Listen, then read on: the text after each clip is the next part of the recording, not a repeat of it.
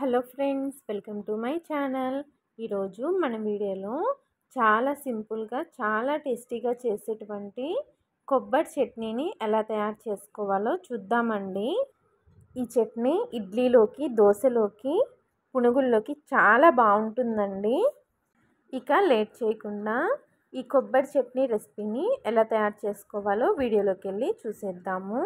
ఈ చట్నీ కోసమని ఒక మిక్సీ జార్ తీసుకొని ఒక కప్పు వరకు చిన్న చిన్న ముక్కలుగా కట్ చేసుకున్న పచ్చి కొబ్బరి ముక్కల్ని వేసుకోండి.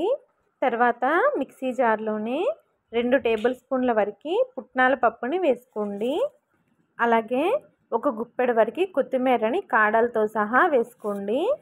కొంచెం పుదీనా ఆకుల్ని కూడా వేసుకోండి. అలాగే కారాన్ని బట్టి పచ్చిమిర్చిని వేసుకోండి. నేనైతే ఒక్క పచ్చిమిరపకాయనే వేసానండి. ఈ పచ్చిమిరపకాయ కొంచెం కారం ఎక్కువగా ఉంది, అందుకని ఒక్కటే వేసాను. దీనిలోనే 2 టేబుల్ స్పూన్ల వరకు నిమ్మరసాన్ని వేసుకోండి. అలాగే రుచికి తగినంత ఉప్పు, కొంచెం కొంచెంగా వాటర్ని వేసుకుంటూ చట్నీని వీలైనంత మెత్తగా గ్రైండ్ చేసుకోండి. చూసారు కదా, ఇలా గ్రైండ్ చేసుకున్న ఈ చట్నీని ఒక గిన్నెలోకి తీసేసుకోండి. చట్నీని గ్రైండ్ చేసుకున్నాం కదా, ఇప్పుడు తాలింపు కోసమని తవ్వాలో 1 టేబుల్ స్పూన్ వరకు ఆయిల్ని వేసుకోండి. తర్వాత 1/2 టీ స్పూన్ ఆవాలు, 1/2 టీ స్పూన్ పచ్చిశనగపప్పు, 1/2 టీ స్పూన్ జీలకర్ర, 1/2 టీ స్పూన్ మినపగుళ్ళు, ఒక ఎండుమిరపకాయని తుంచి వేసుకొని తాలింపు ఎర్రగా అయ్యే వరకు ఫ్రై చేసుకోండి.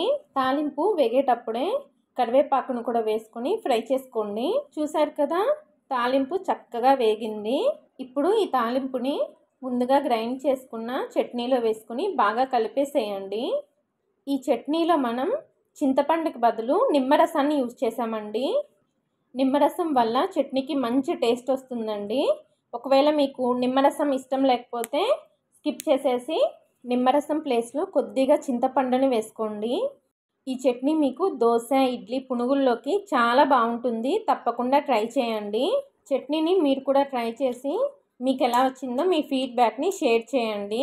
ఈ చట్నీ రెసిపీ కనుక మీకు నచ్చినట్లయితే నా ఛానల్ని లైక్ చేసి, షేర్ చేసి, సబ్స్క్రైబ్ చేసుకోండి. Thanks for watching.